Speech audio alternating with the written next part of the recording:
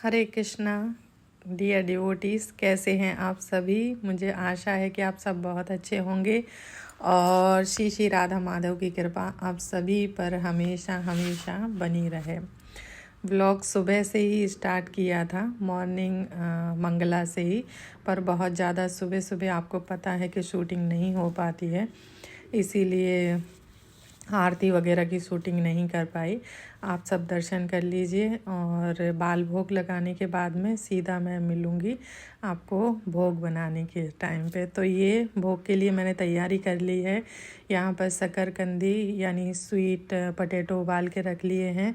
हरी चटनी बनाऊंगी आज मैं, हरे धनिए की, टमाटर की, तो उसके लिए तैयार करके रख लिया है सारा सामान। और जो भी चॉपिंग करनी थी वो सब कर ली है। और आज आलू के पराठे बनेंगे तो उसके लिए आलू भी उबाल के रख लिए।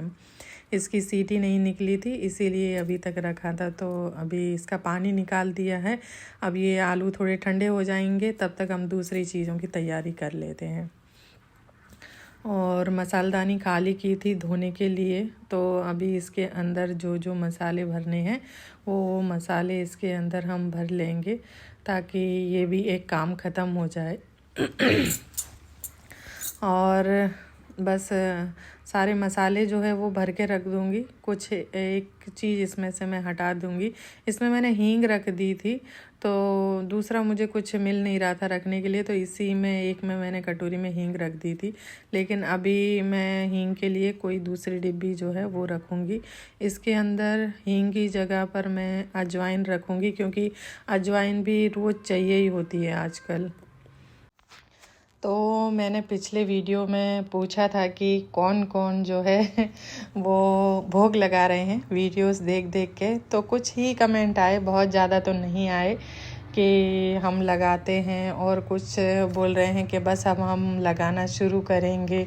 कुछ ने बोला कि अब हम इस जो है तिथि से लगाएंगे, तो ऐसा नहीं है।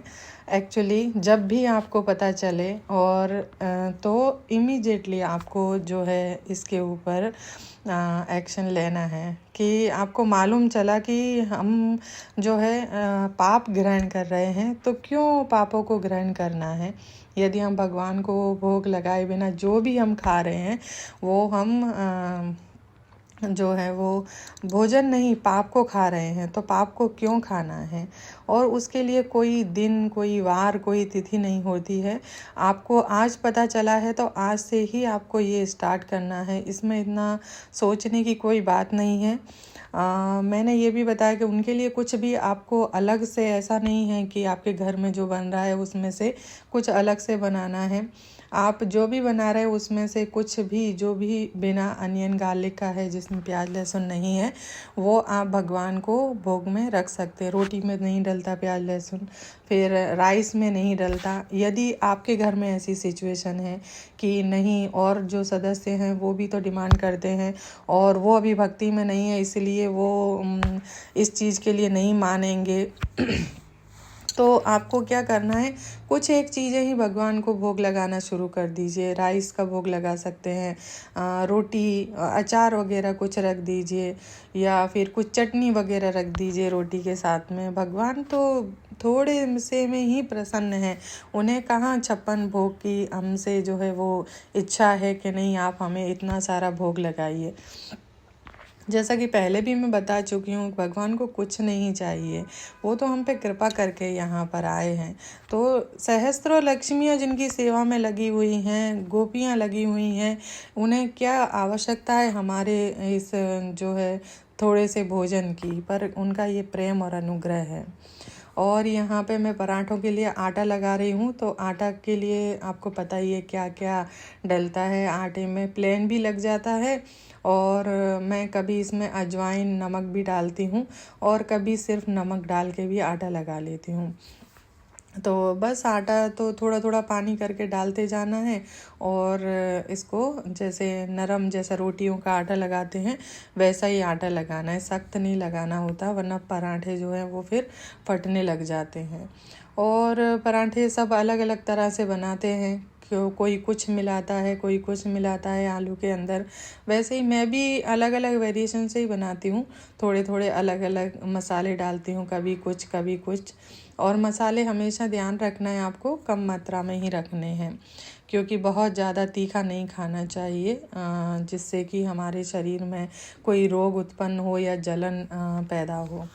तो भगवत गीता के अनुसार अगर हम अपना जीवन जिएंगे तो उससे जो है हम स्वस्थ रहेंगे और सुरक्षित रहेंगे और भगवान की भक्ति में आगे बढ़ेंगे। तो भगवान ने भगवत गीता में हमारे जीवन के लिए जन्म से लेकर मृत्यु तक हर एक वस्तु बताई, हर एक चीज़ बताई है कि आपको कैसे रहना चाहिए, कैसे व्यवहार करना चाहिए, क्या खाना चाहिए, क्या नहीं खाना चाहिए। तो उसके अनुसार यदि हम रहते हैं, अपना जीवन जीते हैं, तो ये जीवन बहुत अच्छा होगा और भगवान की सेवा भक्ति में भी हम लग पाएंगे। आटा लगा के रख दिया है, ये तब तक सेट हो जाएगा, तब तक हम है ना 2-3 चीज़ें बना लेंगे। तो यहाँ पे मैं ये हरी जो चटनी है हरे धनिए की, अभी सर्दियों में कितना अच्छा हरा धनिया, यानी कि सभी चीज़ें हरी जो है वो बहुत अच्छी आ रही हैं। तो उस ज़्यादा से ज़्यादा रोज़ डेली चटनी बनी जाती है। तो मैं जैसे बनाती हूँ वैसे मैं शेयर कर रही हूँ। मैंने टमाटर डाले हैं, थोड़ा अदरक, हरी मिर्च और ये हरा धनिया। और आप क्या क्या डालते हैं वो मुझे भी बताना कमेंट करके। मैं तो ऐसे ही बनाती हूँ और कभी कभार कुछ एक चीज़ आगे पीछे होती है, वरना ऐसे ही बनती है। और जब टमाटर की नहीं बनानी होती है तब मैं पुदीना, हरा धनिया की भी बनाती हूँ। तो अभी टमाटर का सीज़न है तो हम टमाटर डाल के बनाते हैं ज़्यादातर। और इसके अंदर जो है, क्योंकि यहाँ के टमाटर अहमदाबाद में बिल्कुल भी खट्टे नहीं मिलते हैं। देसी टमाटर तो बहुत खट्टे होते हैं और वो अच्छे भी लगते हैं चटनी में, लेकिन यहाँ बहुत बहुत कम मिलते हैं, मुझे तो मिलते ही नहीं हैं। तो इसके अंदर मैंने नींबू डाल दिया है आधा, और ये है हिमालयन पिंक सॉल्ट, तो ज़रूरत के हिसाब से ये डाल दिया है।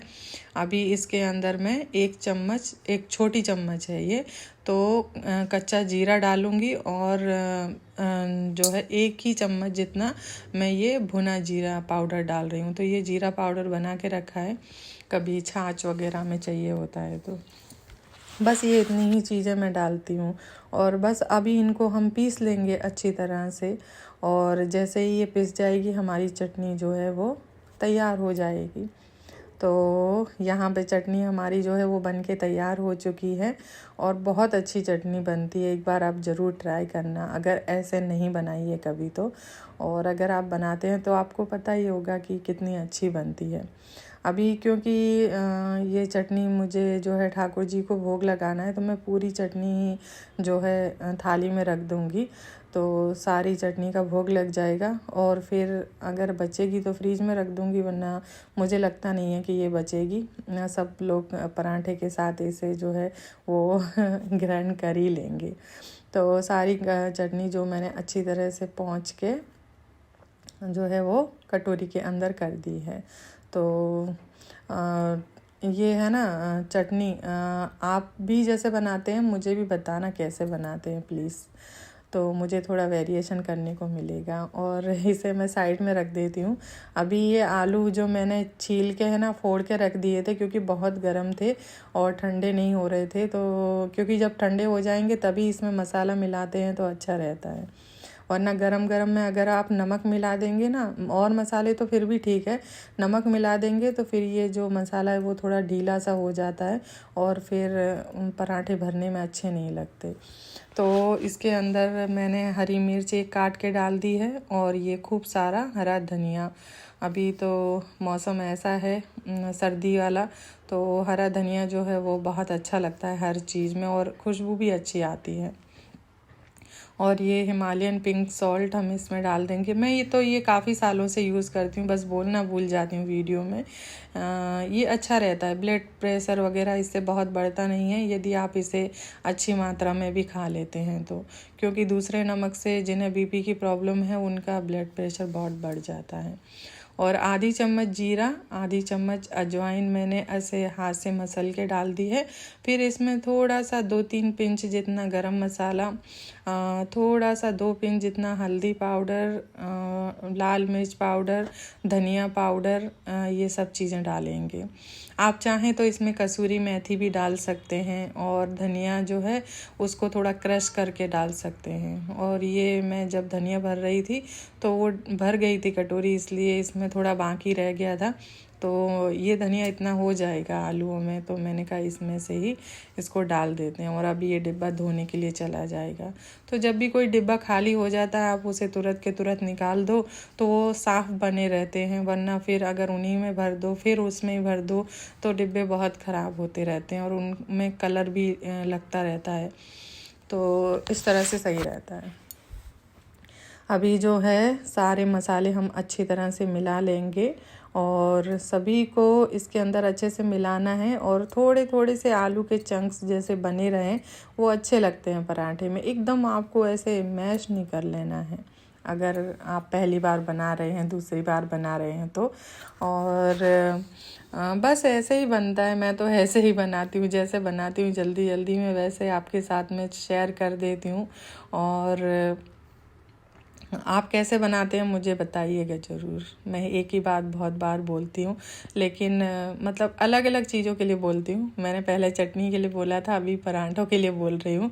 आप क्या क्या डालते हैं और मुझे और क्या डालना चाहिए जिससे कि मैं कृष्ण को और अच्छे से भोग लगा सकूँ।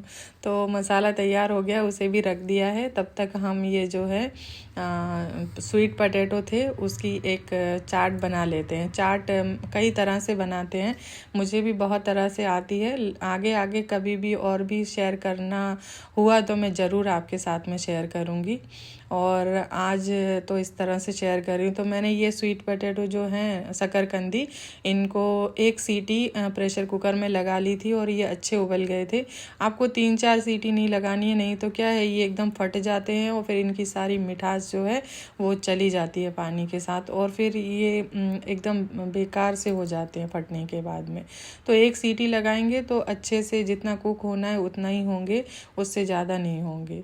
अभी मैंने ऐसे गोल गोल राउंड कट कर लिए हैं, आप चाहें तो कैसे भी शेप में इन्हें काट लीजिए। और उसके बाद में मैंने इसके अंदर ऑयल डाला है।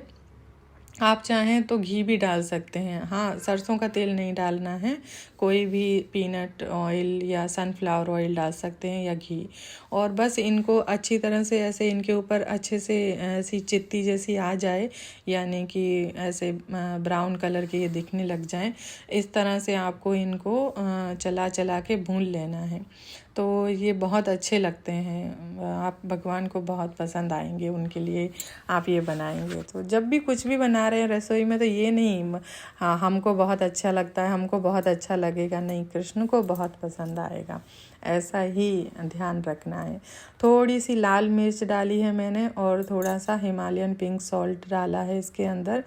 और ये थोड़ा चाट मसाला, थोड़ा अमचूर पाउडर। और ये भुने हुए बिना छिलके के जो मूंगफली के दाने होते हैं उन्हें थोड़ा सा क्रश कर लिया था, वो डाल दिए हैं। और थोड़ा हरा धनिया डाला है। और बस अभी इन्हें हम चला देंगे और ये तैयार हो जाएंगे। अगर आपके पास अमचूर नहीं है तो आप इसके अंदर नींबू का रस डाल सकते हैं, वो भी बहुत अच्छा लगता है। तो मैं कई बार वो डाल देती हूँ, कई बार ये डाल देती हूँ, मतलब हमें ट्राई करते रहना चाहिए दूसरी चीज़ें। और ये तैयार हो जाएगा, इसके बाद में हम इसे भी साइड में रख देंगे और फिर पराठे बनाना स्टार्ट करेंगे। तो कमेंट में एक ये भी था कि माता जी हम आपकी तरह भोग नहीं लगा सकते, तो ऐसा मत कहिए प्लीज़। मैं तो प्रयास कर रही हूँ भोग लगाने का, और मेरी तरह नहीं, आप अपनी तरह लगाइए, क्योंकि कृष्ण आपका बनाया हुआ, आपका जो भाव है वो ग्रहण करना चाहते हैं। उन्हें कोई बहुत सारी चीज़ों की ज़रूरत नहीं है। आप जो भी उन्हें भोग में रखेंगे, जो भी उनके लिए भोग लगाएंगे, वो उन्हें बहुत बहुत पसंद आएगा। तो आप ये मत सोचिए कि हम माता जी की तरह इतनी चीज़ें नहीं बना पाते। मैं तो घर में ही रहती हूँ पूरा दिन, फिर भी इतना नहीं कर पाती हूँ, फिर भी मुझे बहुत बुरा लगता है कि मैं पूरा दिन घर में ही पड़ी रहती हूँ, फिर भी इतनी कम चीज़ें भगवान को अर्पण कर पाती हूँ। लेकिन आप बाहर भी जाते हैं, कुछ ऑफिस गोइंग हैं, कुछ के बच्चे छोटे छोटे हैं, किसी के ऊपर घर परिवार की बहुत ज़्यादा जिम्मेदारियां हैं, उनके सास ससुर हैं या कुछ और उनके जीवन में दिक्कतें हैं, फिर भी वो भगवान की सेवा में कुछ ना कुछ अपना जो है समय लगा रहे हैं। तो भगवान हर परिस्थिति को समझते हैं, तो ऐसा नहीं सोचना है कि हम किसी की तरह कर सकें। हाँ, हम जो ये बता रहे हैं कि ऐसा करना है वो कीजिए बस, क्योंकि ये हम नहीं बता रहे, ये भगवत गीता में लिखा है, इसीलिए बता रहे हैं हम जो लिखा है वो। तो इसमें आप ये मत सोचिए कि हम आपकी तरह नहीं कर पाते। मैं कुछ नहीं कर पाती हूँ, मैं तो कोशिश कर रही हूँ कि कैसे इम्प्रूव करूँ, कैसे मैं क्या करूँ कि कृष्ण प्रसन्न रहें, खुश रहें मुझसे। तो बस यहाँ पे आलू के पराठे जो हैं वो मैंने भर लिए हैं। कैसे भरे वो देखा, क्योंकि मैं तो अपनी ही जो है बातों में लगी हुई थी, तब तक तो मैंने भर भी दिया। खैर अभी हम एक और दूसरा बनाएंगे तब मैं बता दूँगी। और आलू के पराठे की जो रेसिपी का वीडियो सेपरेट वीडियो है वो भी मेरे चैनल पे है, तो मैं हो सकेगा तो इसके डिस्क्रिप्शन में रख दूँगी लिंक को, तो आप चेक कर लीजिएगा। बस लोई को लेकर इस तरह से आपको हाथों से फैलाना है। अगर आप हाथों से नहीं फैला सकते तो आप बेलन से इसे बेल लीजिए, थोड़ा बेलना है, छोटी लोई पूड़ी जितना, और फिर बस उसके अंदर आलू का मसाला भर दीजिए और कुछ नहीं। और जैसे ही आलू का पराठा एक तरफ सिक जाए तो आपको पलट देना है, और बीच बीच में आप दूसरा ये पराठा भर सकते हैं। तो मल्टीटास्किंग चलती रहती है। जिन्हें रसोई में काम करने की आदत है वो तो एक बार में बहुत कर सकते हैं, लेकिन जो भी माता जी बिगिनर हैं, पहले बहुत पढ़ाई में उन्होंने इतना ज़्यादा कुकिंग में ध्यान नहीं दिया है, तो एक टाइम पे एक ही काम करें, फिर धीरे धीरे उन्हें आदत हो जाएगी कर कर के। और मैंने घी डाला है, आप ऑयल भी डाल सकते हैं, सनफ्लावर ऑयल वगैरह डाल सकते हैं। सरसों के तेल में भी ये बहुत अच्छे बनते हैं, तो कभी कभी मैं उसमें भी बनाती हूँ। और बस दोनों तरफ हम घी लगा के अच्छी तरह से इन्हें सेक लेंगे। फिर अगर आपने फ्रेश बटर निकाला हो अगर घर पे, तो आप वो भी ठाकुर जी को पराठों के ऊपर रख के उन्हें अर्पण कर सकते हैं, वो बहुत अच्छे उनको लगेंगे। तो हर समय आपको भगवान की प्रसन्नता के बारे में सोचना है कि कृष्ण को क्या अच्छा लगेगा। जैसे एक औरत, एक माता जी से ये सोचती है कि मेरे बेटे को ये अच्छा लगता है, मैं उसके लिए आज ये बनाऊंगी, उसने आज मुझे ये डिमांड की है कि मम्मी ये बनाओ हमारे लिए, आज हस्बैंड ने ये डिमांड की है कि आप ये बनाइए। उसी तरह से हमें भगवान के लिए सोचना है, उनके लिए बनाना है, उनके लिए नहीं, उनके लिए वो उन्हें अच्छा लगेगा ही जो हम भगवान के लिए बनाएंगे।